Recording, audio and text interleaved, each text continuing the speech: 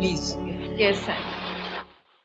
The teacher then turns aside for a moment to give another answer to the cry of Arjuna over the sorrow of the death of kindred, to empty his life of the causes and objects of living.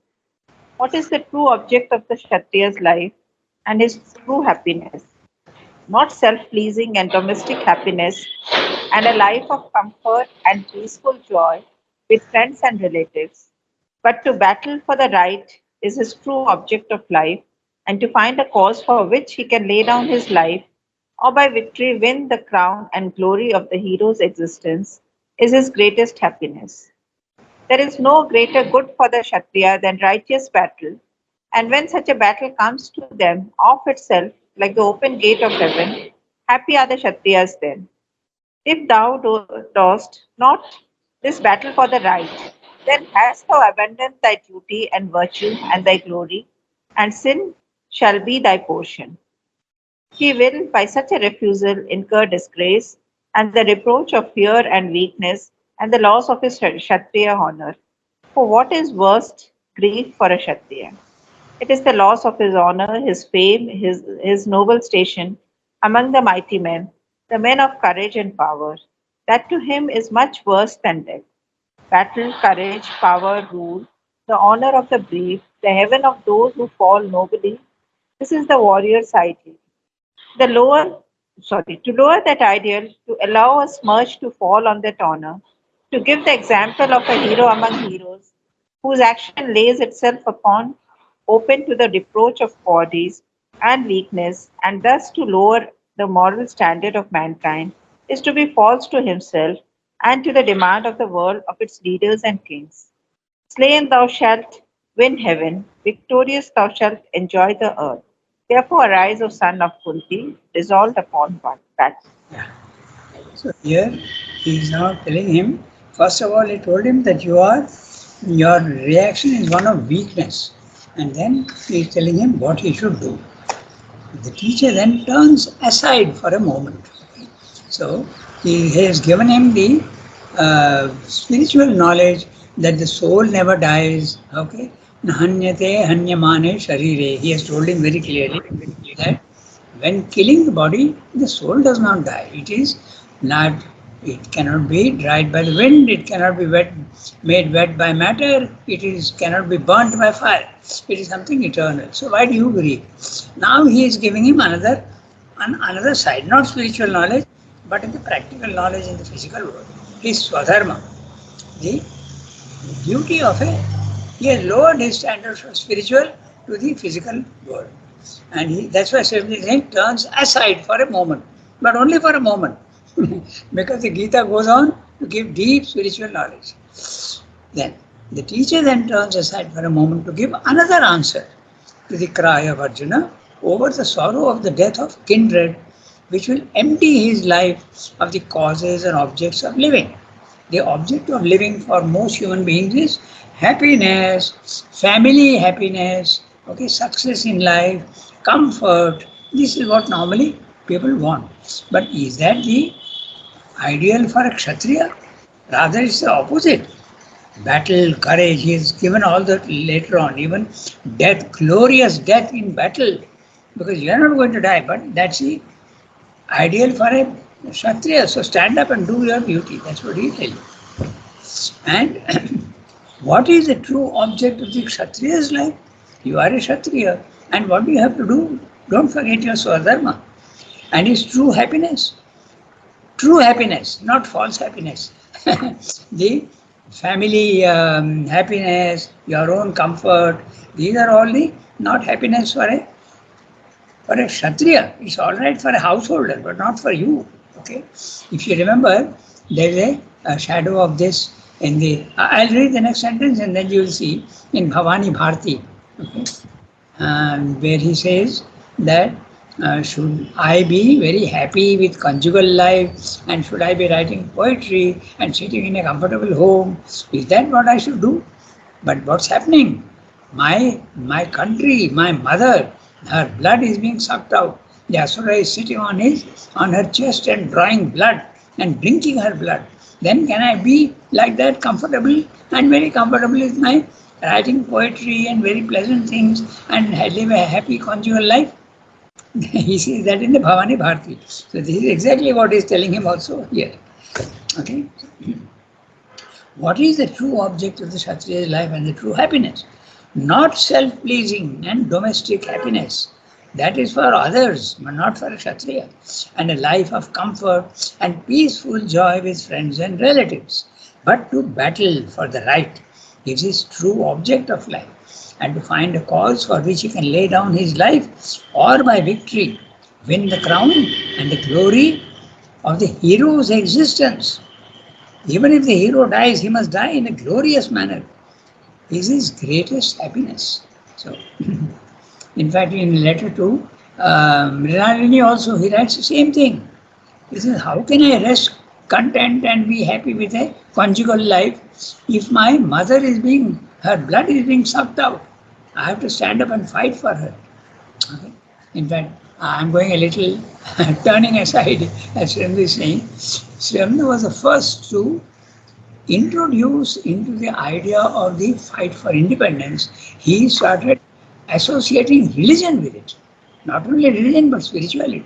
He is the first to do that. See your mother as the divine mother. See your country as a divine mother. So that's what he is telling the Kshatriya also here. Then he is explaining, and Srimad is putting in double quotes because it's almost a quotation from the Gita.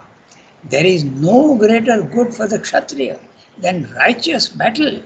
And when such a battle comes to them of itself, like the open gate of heaven, happy are the Kshatriyas then. Everybody doesn't get an opportunity. War is not going on every day. Okay? But when the war comes, the Kshatriya can have the opportunity to fulfill his Swadharma. So you should be very happy instead of running away. That's what he's telling you. Okay? For which you can lay down the true object of life for a Kshatriya is to fight and for the right and the protection of the poor. The win the crown and glory of the hero's existence is his greatest happiness. There is no greater good for the Kshatriya than righteous battle, not the wrong battle. And when such a battle comes to them of itself, like the open gate of heaven, happy are the Kshatriyas then. If thou dost not this battle for the right, then thou hast abandoned thy duty and and virtue and thy glory, and sin shall be thy portion. So in this case, if you don't act, morally you may be right in a certain sense, but you are a Kshatriya and non-action will be a sin for the Kshatriya. The sin is not in killing, but sin will be withdrawing from that. It is the opposite. He will, by such a refusal, incur disgrace and the reproach of fear and weakness and the loss of his Kshatriya honor. What is worse grief for a Kshatriya? It is the loss of his honor, his fame, his noble station among the mighty men, the men of courage and power. That to him is much worse than death. So now he is listing the qualities of the Kshatriya: battle, courage, power, rule, the honor of the brave, the heaven of those who fall nobly, even those who die in battle. Nothing can be greater glory for them. The heaven of those who fall nobly.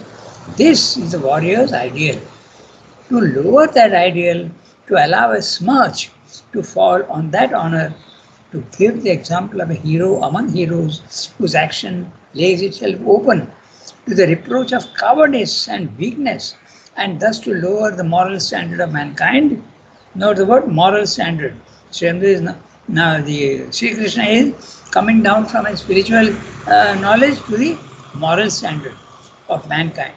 He is to be false to himself and to the demand of the world on its leaders and kings. First a spiritual knowledge, then a practical knowledge of moral standards in the world. On both counts you have to fight, and to the demand of the world on its leaders and kings. Slain thou shalt win heaven, victorious thou shalt enjoy the earth. Therefore, arise, O son of Kunti, resolved upon battle. Chapter 2, verse 37-38.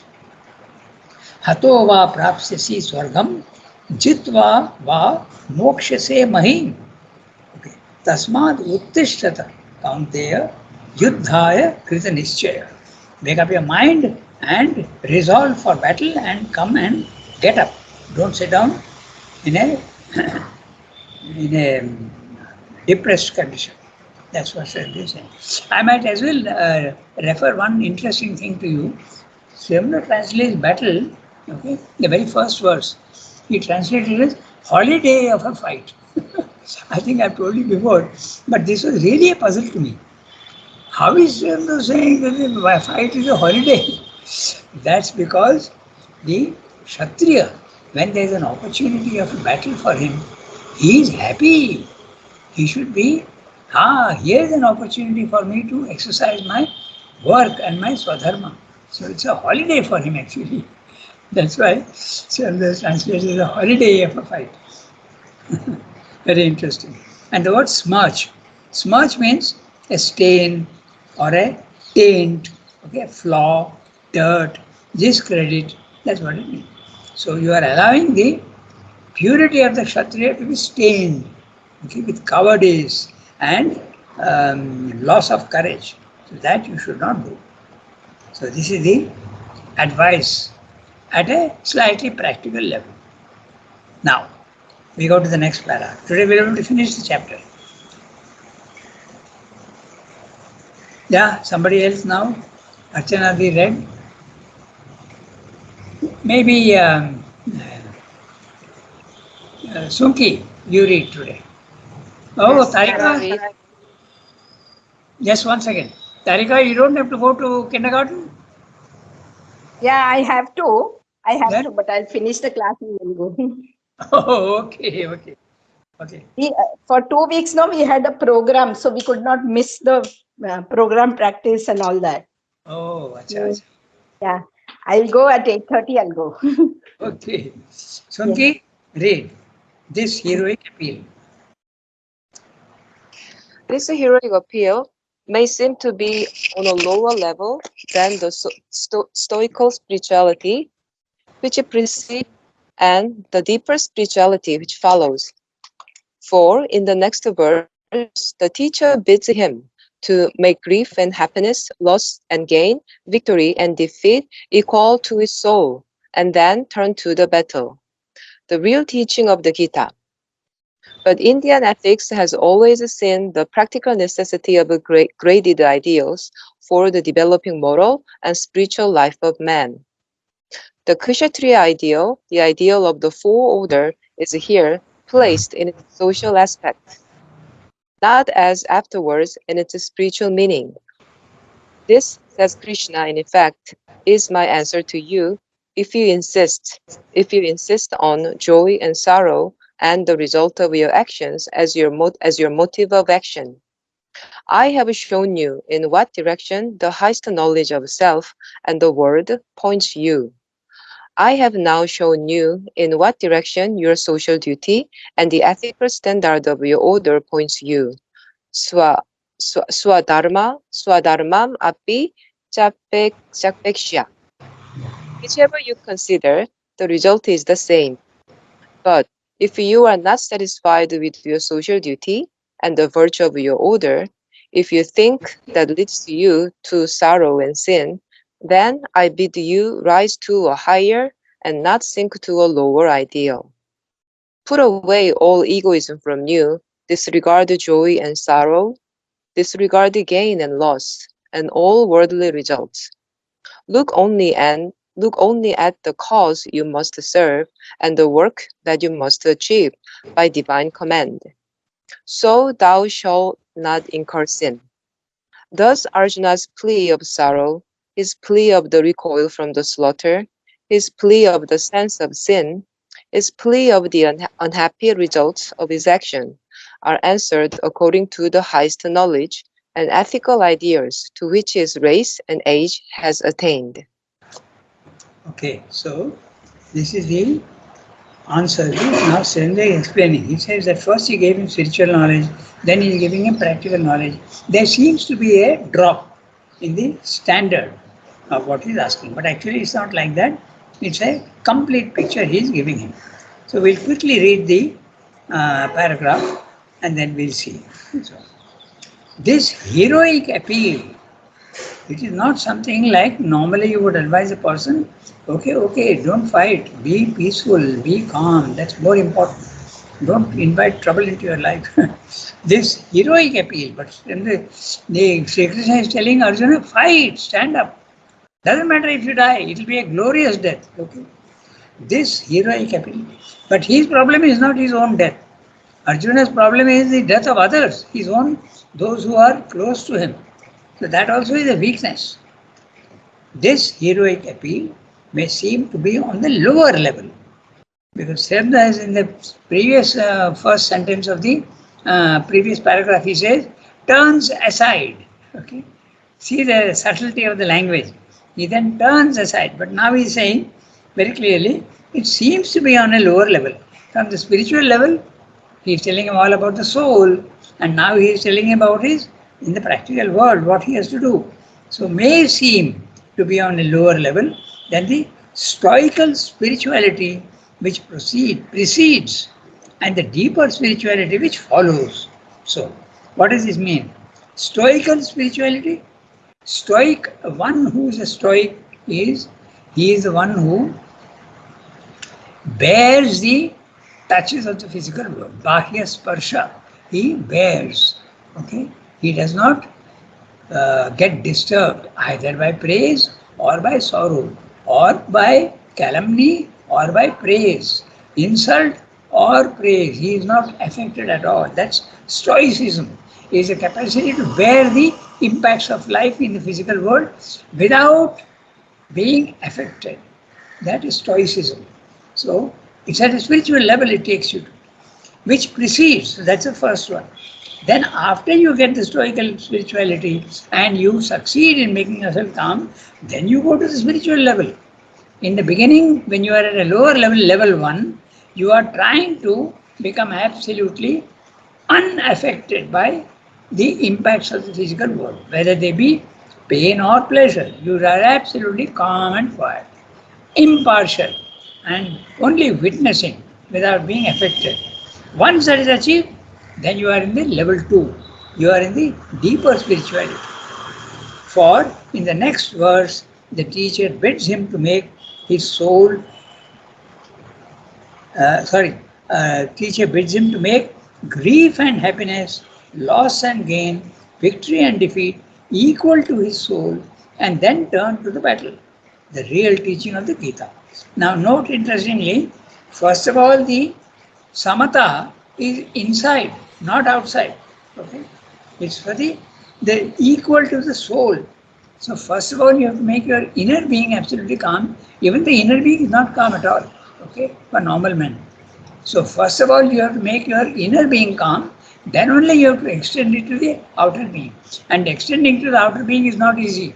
It can't be done so easily. It can be done only at the highest level, from the spiritual, from the supramental. It's possible to have that. Even from the second level, the higher levels of the second stage, it is possible to make yourself calm even outside. So then Swamdra is saying, making grief. Yeah, tell me. Just 1 minute. Is there someone TL who is trying to join the other group? Who is TL in the group? Right. I don't think I understood exactly what you're saying. No, one person is trying to join the class, but with other. Gita has joined. Okay. Gita has joined that class. That is Gitanjali. Gita has joined. She has joined. Now we can continue. Okay. Yeah. She's in Ladakh. Okay. Okay, she has joined. Okay. So, defeat. So, that verse is 38, chapter 2, 38. Sukha dukhe same kritva labha labhau jaya jayau tato yuddhaya yujyasva naivam papam avapsyasi. If you do that and join the battle, then you will not be incurring sin. That's what the verse is saying. So that's what I'm saying. But Indian ethics, ethics is morality. Okay, same. Indian ethics has always seen the practical necessity of graded ideals for the developing moral and spiritual life of man. So everything is not same, okay? For different grades and different swadharmas, the standards of conduct go on changing. Okay? So in the synthesis of yoga, Swami discussed this question very clearly. The standards of conduct. Okay, there are. I might just briefly mention them. The first is the standard of conduct for those who are at a very low level. That is, you have to develop yourself. When you are not developed and you have just graduated from the animal level, you have to develop your mind, you have to develop your capacities, you have to develop your sensibility, you must be open to beauty everywhere. So you have to develop yourself. And to develop yourself, you have to lean on yourself, your egoism. So that's the first standard of conduct. So that's valid for that man, may not be valid for others. The second standard of conduct is when you are being too egoistic, society will react because you may be disturbing your neighbor. Okay? And if you are disturbing your neighbor, society will say, you don't have the right to do that. You can't play music at midnight. and early morning at 5 o'clock, you can't through loudspeaker start your recitations from the Quran. In fact, that problem is there in India today. Okay, so they are stopping that. So society steps in. So society makes laws. The first is the human being is trying to develop himself. Perfectly valid. Ego was the helper, ego is the bar, as Surendra says. So at that level, ego is very justified. Motives of action are justified. But there is a limit to that. So when you go beyond your rightful action, then society steps in and says, no, you can't do that. You can do this and do it. That is purely conventional. Every society has got their own limited rules and regulations, and it differs from society to society. When one very good example is, you can't cross a traffic light. There's no question of good or bad in it. It's just a social law. Okay? If you do that, you're going to create confusion in society. You can't insult others, you can't do this, you can't tell lies, okay? You can't murder others. You are infringing upon the right of others. So that's social law. The third law is the moral law, ethics. The difference between the first and second is, the second is that society is telling you what you should do and cannot do. And as I said, it differs from country to country.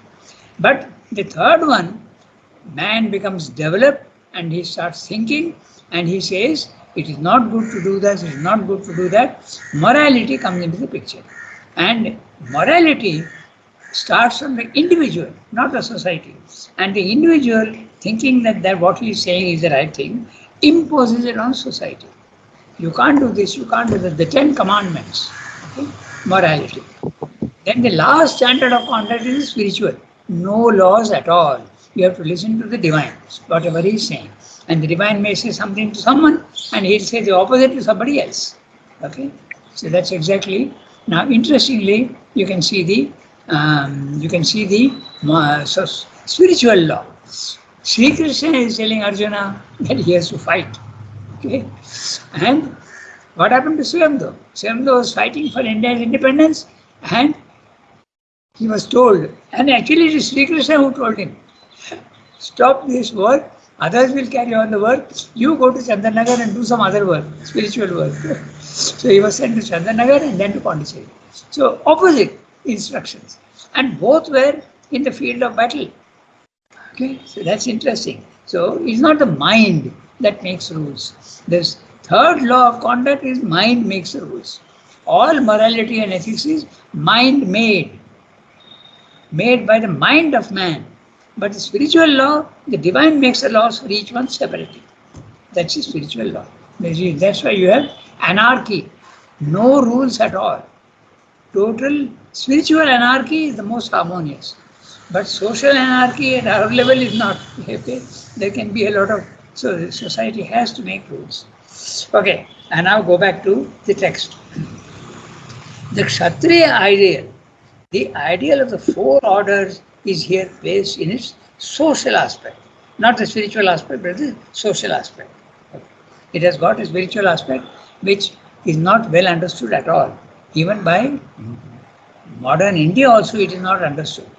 The RSS and the BJP, who think that we should go back to Indian culture, which is very fine, but they still look down upon the Shudras and they think of them as permanently impure. That idea has to disappear, and I hope it will disappear one day. Okay? So here, Srivanda is saying the social aspect of the caste system is being discussed. Okay. Social aspect, not the spiritual aspect. Not as afterwards in its spiritual meaning. So that comes afterwards. This, says Krishna in effect, is my answer to you.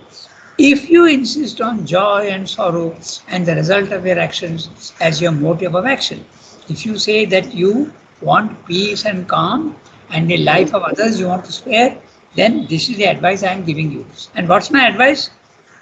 Fulfill your swadharma. Do what the divine is telling you to do. Do what the right action is. Don't run away from that. Now Sendo is continuing, he is putting the words in the mouth of Sri Krishna. Srivanda is doing that.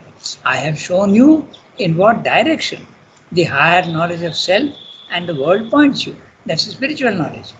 I have now shown you in what direction your social duty and the ethical standard of your order point you. Swadharmam api chavekshya.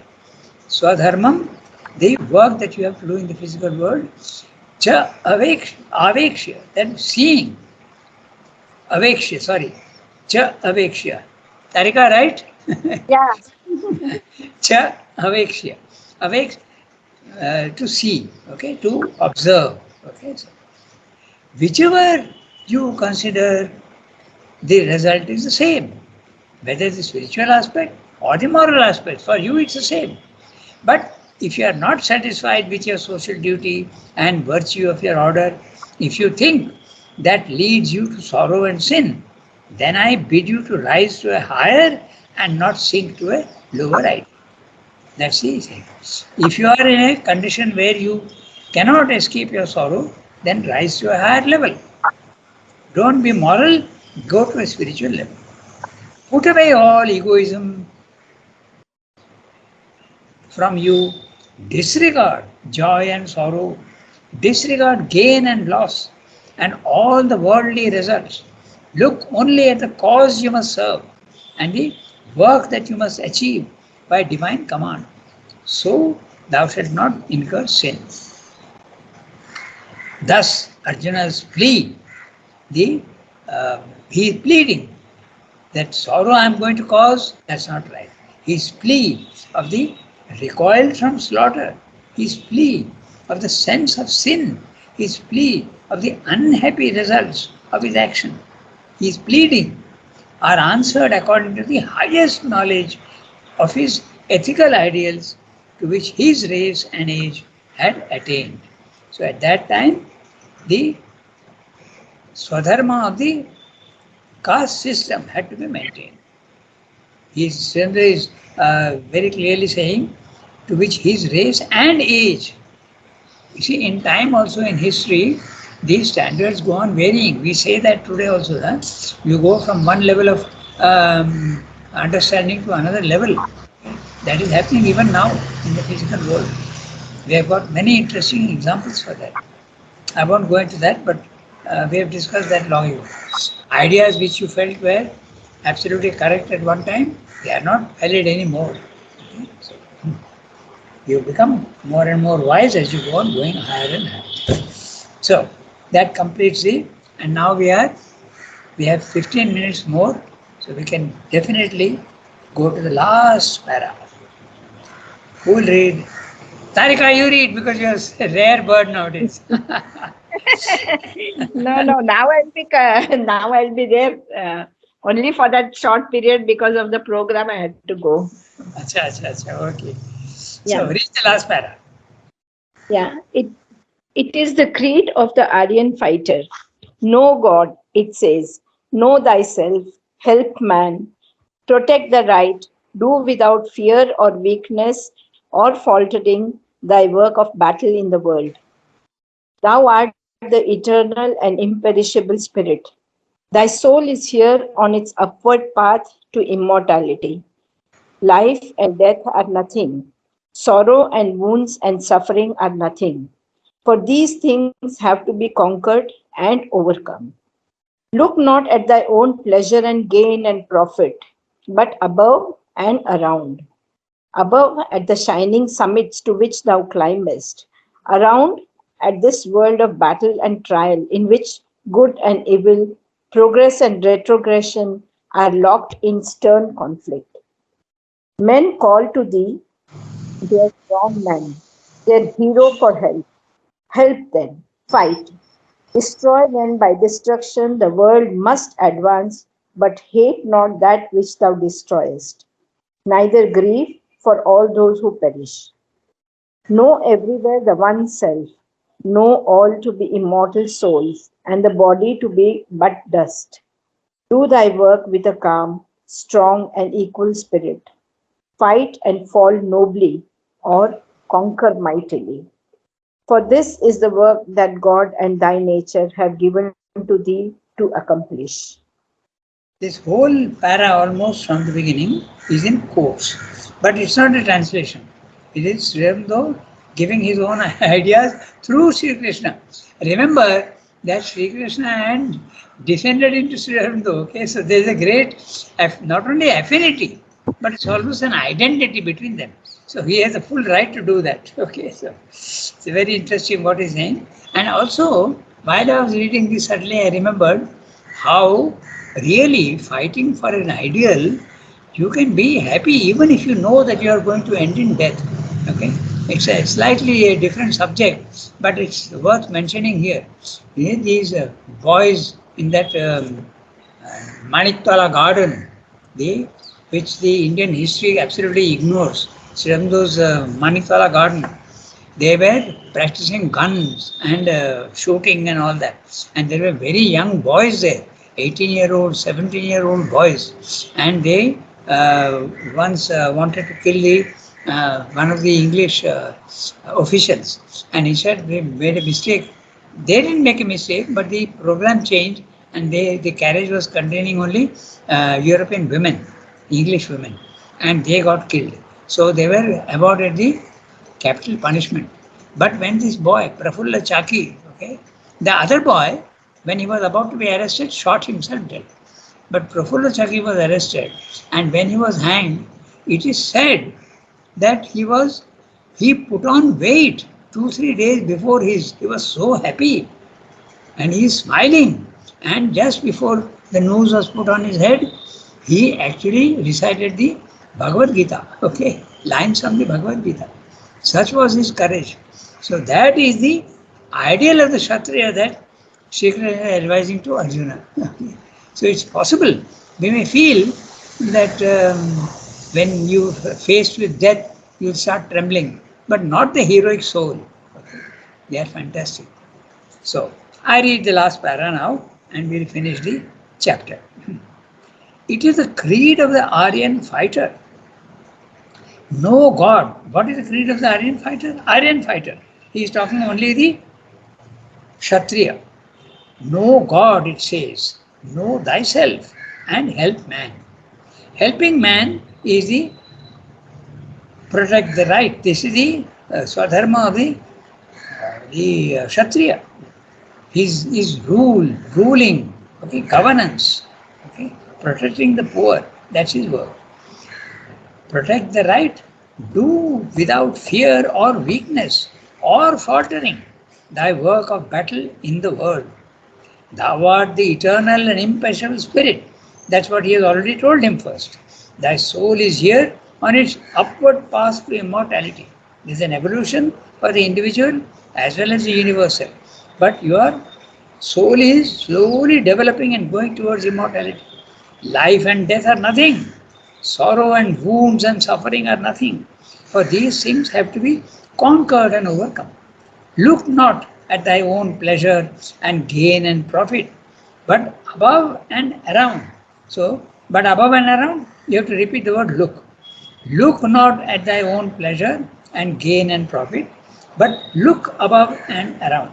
Sri often elides, he removes and he does not repeat the word that you have to supply yourself. So here is an example. Look not at thy own pleasure and gain and profit, but look, you have to supply that word, above and around. Above at the shining summits to which thou climbest, the superconscious planes. Around at this world, the cosmic, around of battle and trial. The world is full of difficulties, trial, in which good and evil, progress and retrogression are locked in stern conflict. These are the dualities. In the physical world, the dualities are always there, and all the dualities are valid. It's not that they are not valid. Men call to thee, their strong man, their hero for help. Help then, fight, destroy, when by destruction the world must advance. But hate not that which thou destroyest. That's the whole problem with violence. We always feel that violence is bad because 90% of the time it is with hate and anger that the violence is done.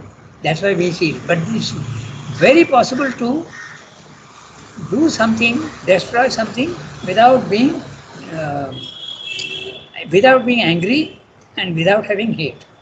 Neither grieve for all those who perish, because they don't die. Only the bodies die. Know everywhere the one self. This is a cosmic consciousness. When you know everywhere yourself, you see in everybody else, that's a cosmic consciousness. Level 2, okay, not level 1. Know all to be immortal souls and the body to be but dust. The body is something that is temporary. Do thy work with a calm, strong, and equal spirit. Fight and fall nobly or conquer mightily. For this is the work that God and thy nature have given to thee to accomplish. Look, very interesting. It is the work that God is giving you, and you have to do that. In Sri Krishna's case, it is God Himself who is giving the work of destruction to Arjuna. And in Sri Aurobindo case also, it was Sri Krishna, God Himself, who told him, okay, you have fought enough, now go and do spiritual work. I am going to give you spiritual work. Go to Pondicherry. Okay, so that comes. But now look at one thing, okay. He's saying in this last sentence, do thy work with a calm, strong, equal spirit. So this is the theme that he will take up in the next chapter. In the next chapter, you have the philosophies of Sankhya and Yoga. And the Sankhya method is separate yourself. Let the Purusha separate itself from Prakriti. That's it. So, equality is one of the main ideas of Sankhya. So, he goes into that. Okay. So, we have Rangada, one question. Yeah, tell me. God and thy nature. So that is Swabhava, no? Uh, The last sentence. God, For this is the work that God and thy nature. Yeah. That is Swabhava. Yeah, for this is the work that God and thy nature. Yeah. See, work that God has given you is your Swabhava, and thy nature, okay, the fulfillment of your Swabhava in the physical world. Na? Nature necessarily means body, mind, life. And that would then come down to the Swadharma. No? So this is the work that God and thy nature have given. When God is giving the work, Is it the Swadharma? Swadharma, I Thy think. nature is no, what God has given is nature. Swabhava. Okay. It's interesting what you have raised, the The question. work, na, because he's talking of the work. Yeah, That is why that's it is right. Swadharma. Yeah. The I work, The think nature I according. think it is a fusion of Swadharma and Swabhava. Yeah, It's a Swabhava is not a word. according, No, according to the my nature is swabhava, no? Because that is my nature, right? Swabhava, yeah, Nature of the soul. Nature of the soul is nature Swabhava. of the soul. Yeah. Yes. But the nature of the nature, which is the body mind life, that is the word given to you. God gives you a nature of the soul. The soul is given a characteristics. It could be one of knowledge, it could be one of courage and battle, and it could be one of splendor and beauty and production and wealth and splendor, or it could be the work of absolute obedience and humility. So this is the swabhava. That's that's the spiritual basis of the caste system. So and each So, one has got, so Rangada, yeah. so the swadharma depends on swabhava. It's not the other way around. No, that's right. The swabhava is the main. The yes. swabhava is the main. What is your You source? discover your swabhav and the work you do according to your swabhav, trying to fulfill what the God has, what work has been given to you by God, is your swadharma. Yeah, that's right. Okay, First, you have to discover your swabhav and then the swadharma. that's right. Okay, so So, we have, Rangada, yeah. Tell me. so in a nutshell, we can put it that the swabhava of the soul is to know and observe, no reaction. No, No, not that is different. The nature of the soul is not action. It is the what divine has given your soul. Okay, how he has made you. That is the characteristics of the soul. He gives you a, a character. Your character is very fit for knowledge. Then you are a Brahmin. Your soul is ready for courage. Okay, and perseverance and determination, then you are a Kshatriya, okay? Or if you are in for wealth and splendor, okay, and production, okay, variety, that's a Vaishya. So, Okay. the, what you are saying, Shilpa, the is applicable to everybody in the physical world. You have to become absolutely equal to everything. So whether you are a Kshatriya or a Brahmin or a Vaishya or a Shudra, if you want to do spiritual work, not otherwise, only if you want to do spiritual work, you have to apply the principle of equality, samata. It doesn't apply to the others. Only when you Ah, want to do yoga, you have to do that. I want to go from level 1 to level 2, that is yoga. Then you have to go into equality. okay. That applies to everybody. Okay, so now he takes up the uh, Sankhya and Yoga, and there are two.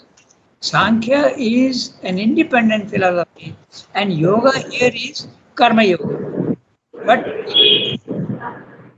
in the Gita, both are taken in a slightly different sense. That's what Srinath is going to explain to us here. Okay, so it's 8:34. So we'll start this next time. Sankhya and it's flowing directly from the principle of equality. Okay? In the Sankhya philosophy, the main yogic principle is what you, pardon? On the event is born. Okay. You have to um, uh, you have to have equality, and that is the main idea comes from the Sankhya philosophy. Let the Purusha separate itself from Prakriti. Okay, your soul has to disengage itself from the body mind life. That's the first stage, and then you become calm and quiet. And when you become calm and quiet, then you can attain to level 2, which is the spiritual planes of consciousness. You may not have power there, but you attain peace and calm. Okay, so we'll take that up next time. Okay,